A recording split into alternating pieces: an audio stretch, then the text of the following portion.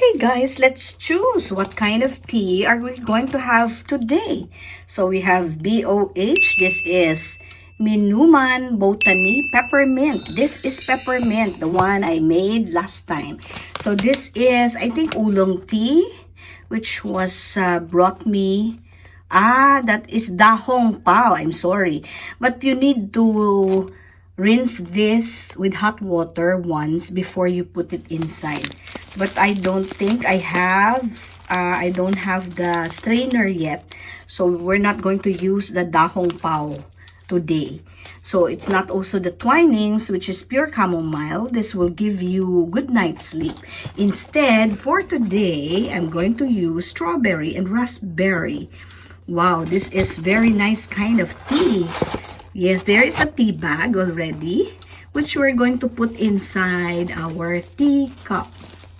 Wait, yeah, just get one and it's already nice and red. That's for your, yes, I have hot water inside my tea cup. Teapot. Sorry. That's the teapot. There you go. So let's put it there for a few minutes for the raspberry and strawberry infusion, so that it will turn red. And then we're going to prepare some of our food for this afternoon. Yes.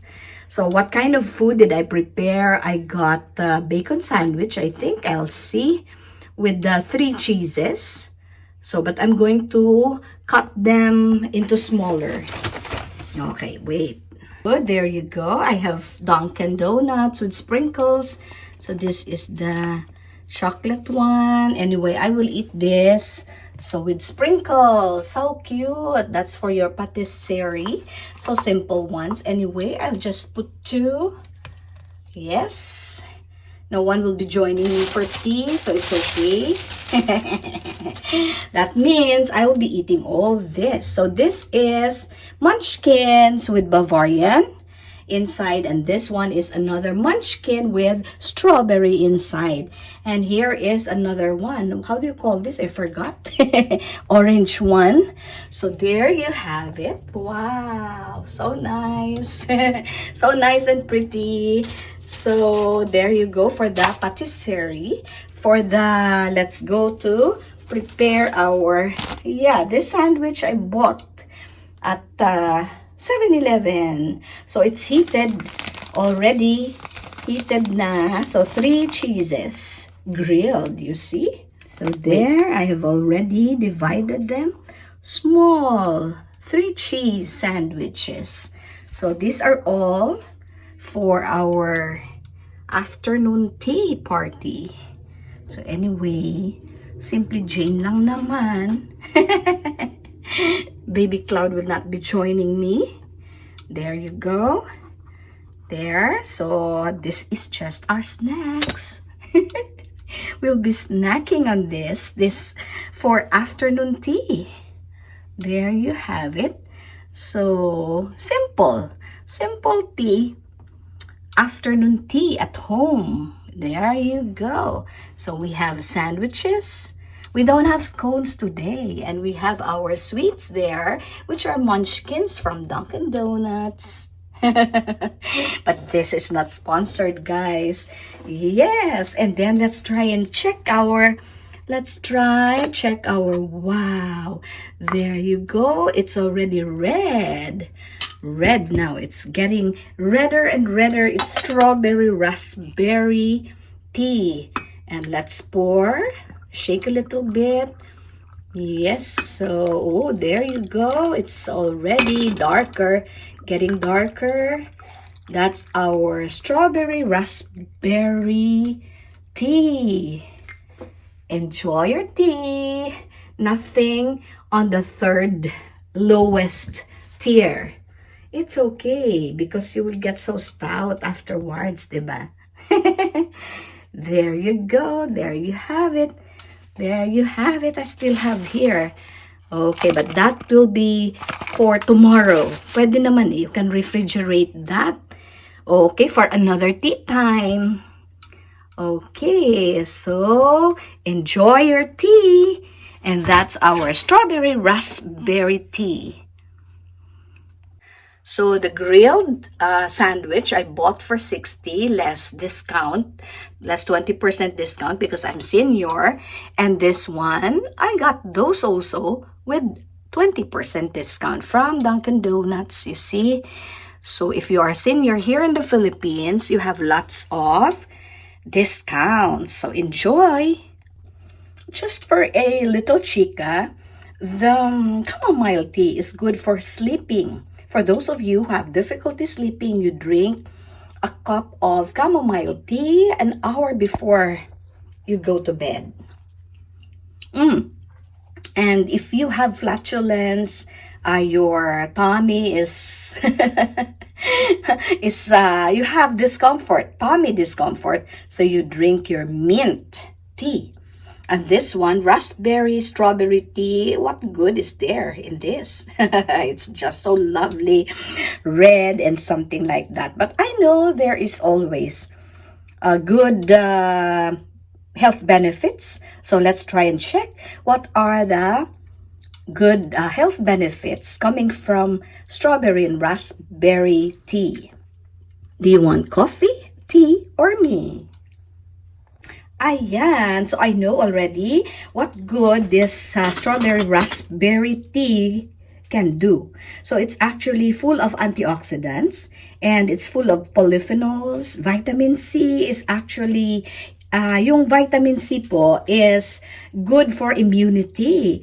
And then, may mga polyphenols dyan that will help you in your heart health as well.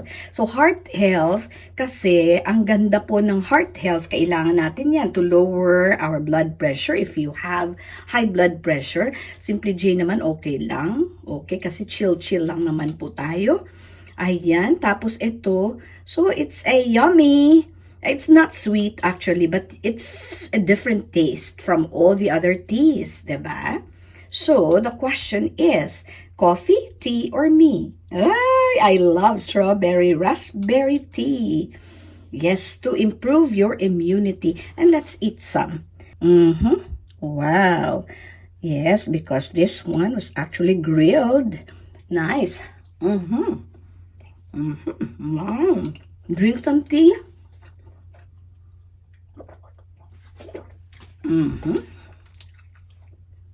It's just January 22.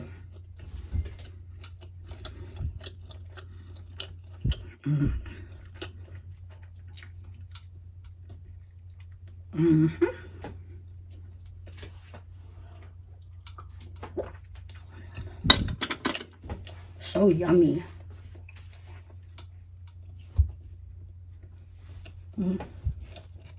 Look at that.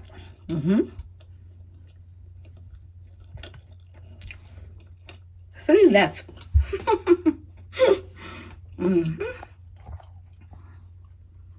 The sweets are still there.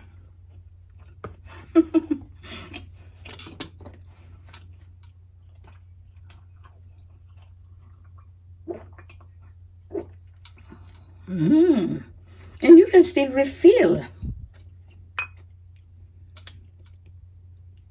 Diba? Cheers.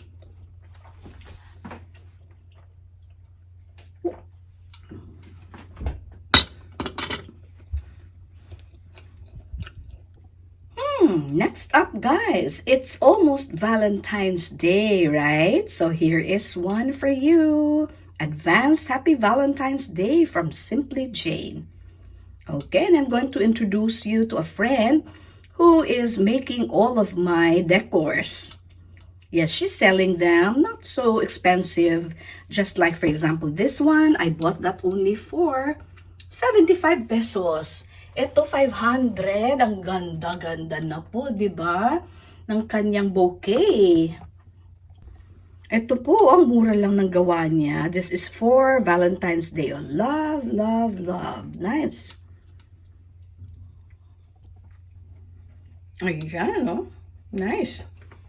And look at this. Diba? Ang gaganda. Ganda-ganda, diba? And if you remember yung aking Christmas tree. Okay, ubos. Ubos na po. Busog. Ayan na, oh, yes, simply beautiful. So I'll show you my other flowers, the flowers which I bought from my friend. Ayan po yung kanyang logo, nasa Instagram po siya, tsaka sa Facebook. Ayan po, artisan. Ang galing niya.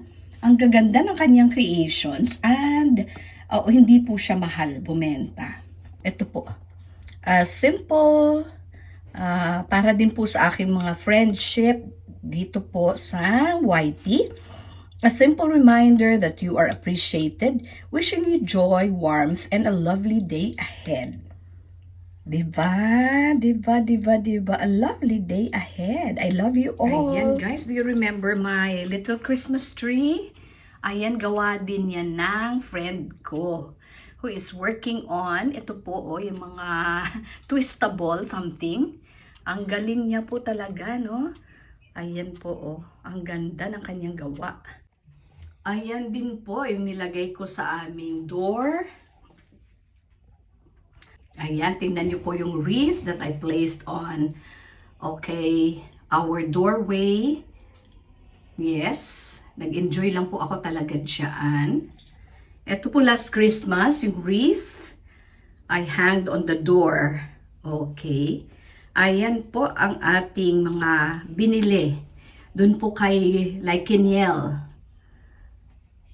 Okay, naalala nyo din po yung flowers ni Baby Cloud. Yung birthday flowers ko sa kanya.